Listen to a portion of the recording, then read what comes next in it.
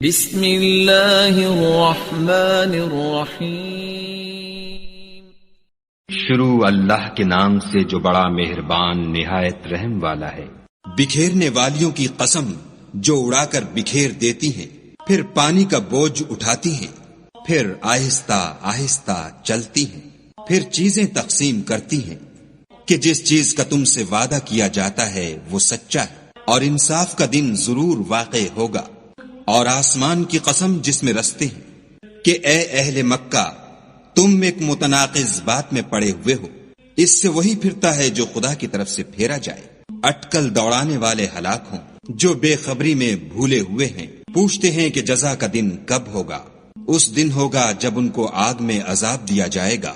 اب اپنی شرارت کا مزہ چکھو، یہ وہی ہے جس کے لیے تم جلدی مچایا کرتے تھے۔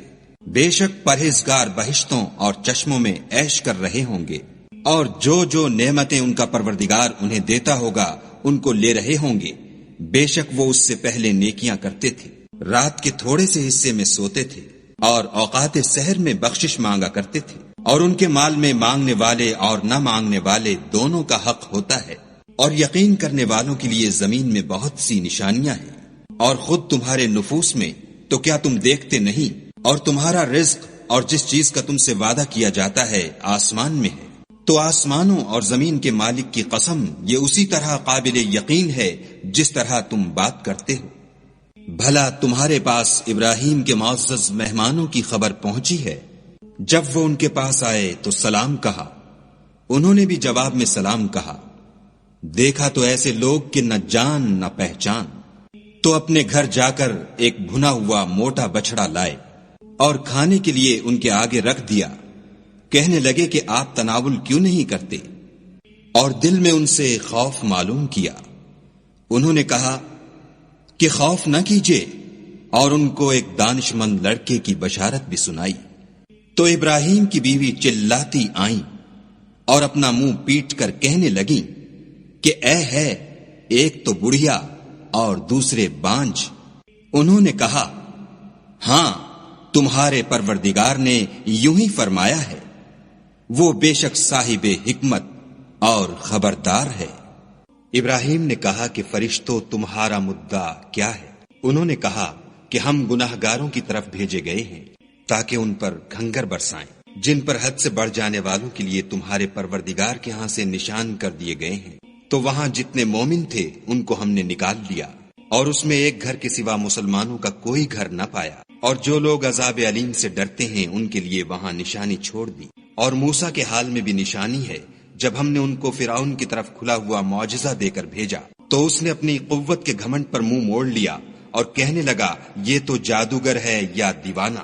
تو ہم نے اس کو اور اس کے لشکروں کو پکڑ لیا اور ان کو دریا میں پھینک دیا، اور وہ کام ہی قابل ملامت کرتا تھا۔ اور عاد کی قوم کے حال میں بھی نشانی ہے، جب ہم نے ان پر نامبارک ہوا چلائی، وہ جس چیز پر چلتی اس کو ریزہ ریزہ کیے بغیر نہ چھوڑتی۔ اور قوم سمود کے حال میں بھی نشانی ہے، جب ان سے کہا گیا کہ ایک وقت تک فائدہ اٹھا لو، تو انہوں نے اپنے پروردگار کے حکم سے سرکشی کی، سو ان کو کڑک نے آ پکڑا اور وہ دیکھ رہے تھے۔ پھر وہ نہ تو اٹھنے کی طاقت رکھتے تھے اور نہ مقابلہ کر سکتے تھے۔ اور اس سے پہلے ہم نوح کی قوم کو ہلاک کر چکے تھے، بے شک وہ نافرمان لوگ تھے۔ اور آسمانوں کو ہم ہی نے ہاتھوں سے بنایا اور ہم کو سب مقدور ہے، اور زمین کو ہم ہی نے بچھایا، تو دیکھو ہم کیا خوب بچھانے والے ہیں۔ اور ہر چیز کی ہم نے 2 قسمیں بنائیں تاکہ تم نصیحت پکڑو۔ تو تم لوگ خدا کی طرف بھاگ چلو، میں اس کی طرف سے تم کو صریح رستہ بتانے والا ہوں۔ اور خدا کے ساتھ کسی اور کو معبود نہ بناؤ، میں اس کی طرف سے تم کو صریح رستہ بتانے والا ہوں۔ اسی طرح ان سے پہلے لوگوں کے پاس جو پیغمبر آتا وہ اس کو جادوگر یا دیوانہ کہتے۔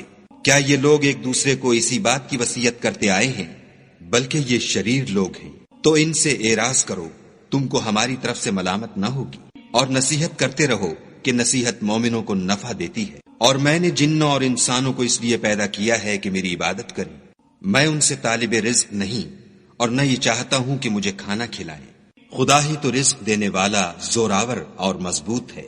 کچھ شک نہیں کہ ان ظالموں کے لیے بھی عذاب کی نوبت مقرر ہے، جس طرح ان کے ساتھیوں کی نوبت تھی۔ تو ان کو مجھ سے عذاب جلدی نہیں طلب کرنا چاہیے۔ جس دن کا ان کافروں سے وعدہ کیا جاتا ہے اس سے ان کے لیے خرابی ہے۔